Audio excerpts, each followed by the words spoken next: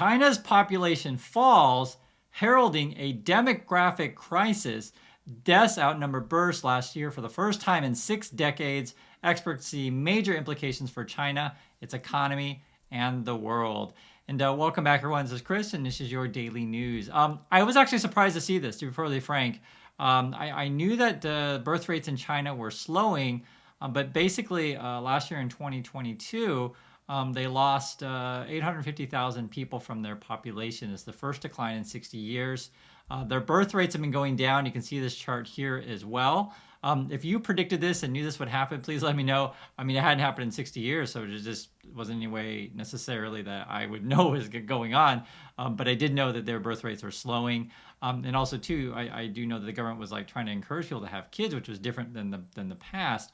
This has major implications, of course, I'm sure you know, for the economy, these sort of things. And also, too, there's something that I've had discussions with other faculty quite a bit throughout my time as a professor. And it's just been like, is there a certain finite amount of people that a country that can support, that the world can support? And I think the answer is yes, to be fairly frank. And some of the examples would just be, land, right? There's just almost so much land that people can live on. Water's another one as well, and just also having a sustainable economy.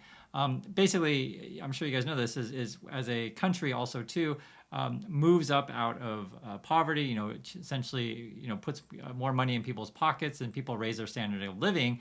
People also raise their educational levels. Your birth rates tend to fall. And China is modernizing. So we may see continuing declining birth rates, which is interesting. And especially for people who are like, super, super bullish on Chinese stocks and stuff like that, that have never been to China, don't speak the language and stuff. I'm always wondering, like, what's going on? And as it turned out, there may or may not be like Chinese, how can I say, meme stock pushers on the internet and stuff like that. There's a couple things going on. So one is there's this guy, Ryan Cohen. You guys may know who that is. I can show you right here. He is the essentially kind of the meme stock guy.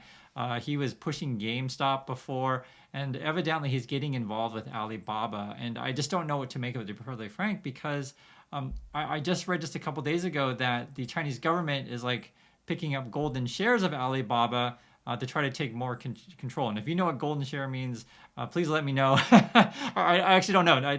All the articles are like, China, the government wants to get like golden shares, but they haven't really defined what that means. Like, does that just mean if they have 1%, they can control everything? But as it is right now, though, I mean, the governments can do whatever they want with companies. So there is some truth to it's very real. If you would have bought Alibaba at the exact right time, like say around November or 1st of December, and up till now, it's been one of the best performing stocks in the market, and the Chinese market has really had bounced back.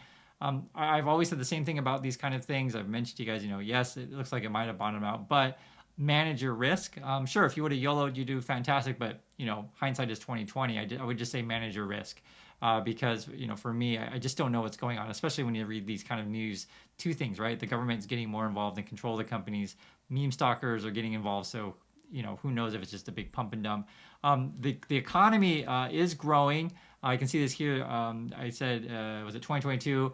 Went up 3%, but it's nowhere near double-digit growth of the past. So that's why I was always leery about, I'm getting into this stuff. So that's just my views on this thing. And again, you got to manage your own risk for yourself. But the big news is China's population is declining.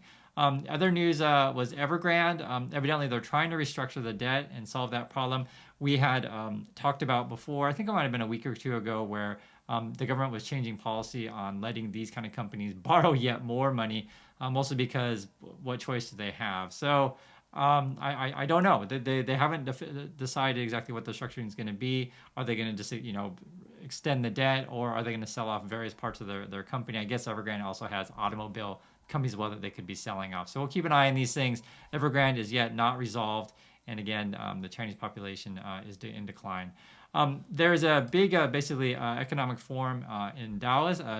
It is the World Economic Forum. And one of the things that's really interesting is that they were surveying companies about how do you feel about the future.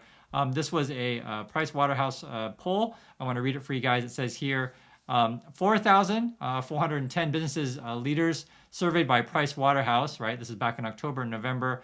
73% predicted global growth to decline over the 12 months, right? So basically, most companies are saying growth is going to decline. So maybe they grow, but not so much. It'll decline. And then it says then 18% actually predicted a downturn. So most people are pretty bearish going into this coming year, and we're getting earnings reports from companies this week and next week, and we'll hear how companies are particularly doing. One of the things that also is going on is going to be a theme. It's because of the COVID and because of the war with say, Russia and Ukraine and stuff like that, countries are essentially pulling away from each other and essentially de-globalizing or becoming deconnected. The opposite then would be obviously globalization or interconnectedness. So I'm of the school of thought, if countries trade more, there is less conflict, meaning they're dependent on each other, interdependence. So, for example, there's a famous theory, which for those of you who study international relations would know about, the golden arches, the peace theory, or the McDonald's peace theory. Is basically the idea is that if two countries each have a McDonald's in it, it means that essentially they're connected economically and therefore won't fight. But it's interesting. I guess when I'm pretty sure there's McDonald's in Ukraine. I didn't check, but I'm pretty sure there would be.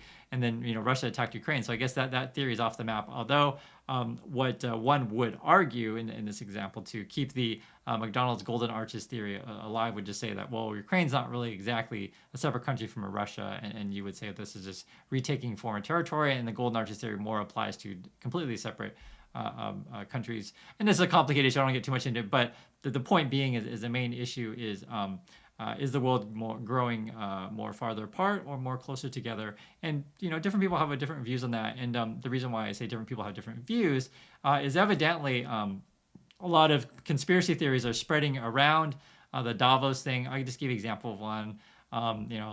You got these crazy people on Reddit saying they're going to meet there and convince everyone that we need to be eating insects. That kind of stuff. I don't want to go through every conspiracy theory thing and therefore spreading misinformation, but it is a problem, and it's something that I emphasize quite a bit on this channel. Is I'm all about facts and a real discussion, and I don't just spread a bunch of nonsense or make stuff up. And if I ever get anything correct, I'm happy to correct myself and happy to share accurate information with you. I don't think that's crazy to say that I want to share accurate information, but evidently, there's a lot of people out there that want to spread a lot of various conspiracy theories that people at Davos all want to control the world and control your lives. And it's interesting, the phraseology has been the Great Reset. And I've noticed many YouTube channels, like to do videos on this topic. And the basic idea is that, the world's going to fall apart due to the pandemic. And then therefore, all the governments will come in and take away your rights. So there's a certain school of thought and people who are out there thinking that kind of thing. And it's kind of funny because that kind of thinking fits with the narrative of the HBO drama Last of Us, which is part of that sort of world that show portrays. So that's a fun one, and you should look at my review of that show when you have a time. Also, go on the news today. It was interesting that this was reporting that EV electric vehicles made up 10% of all the new car sales sold last year. And I do agree with people that this is the future, but how quickly. How much will it cost people, and how many people are going to do it? Say next year, it remains to be seen. Because in an economic downturn, I do think that people are going to hold off on buying expensive things. This bodes bad news for people, like Elon Musk and Tesla.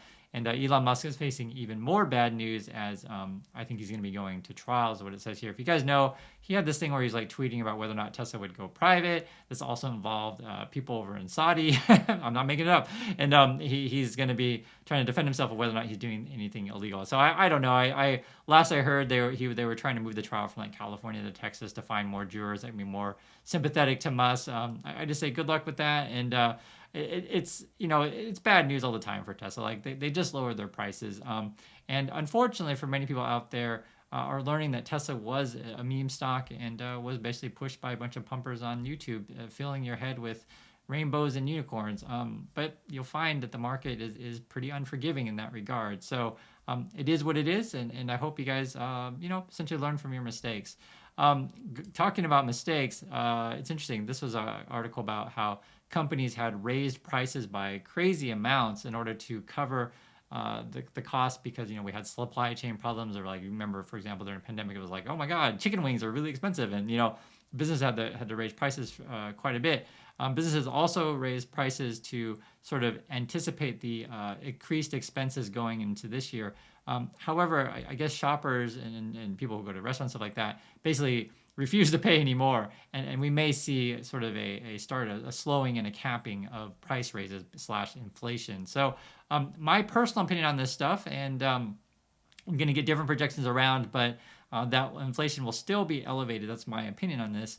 And one of the big reasons is because companies have to pay workers a bunch of money, right? Because workers demanded more pay to essentially pay the higher prices in their neighborhoods, and then therefore the companies then have more costs, et cetera.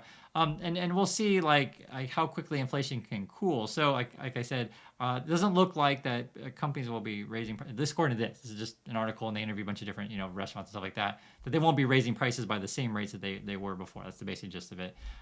Also, too, you're going to hear a lot about, and I just made a separate video about this, but GPT and AI, it's just been all over the news now. Microsoft is like, I guess they're going to include it in their Azure cloud services. So for anyone who has any experience with Azure, I'd love to hear your thoughts on ChatGPT, share with the community, and sort of how that will be used. But I think this is probably going to be the biggest story of this year, is probably the rise of AI. So those are the daily news stories. If you have any thoughts or anything on anything that we talked about, love to hear them. And I'll try to keep doing this for you every day. So thanks, Dan, for stopping by, and I'll catch you in the next video.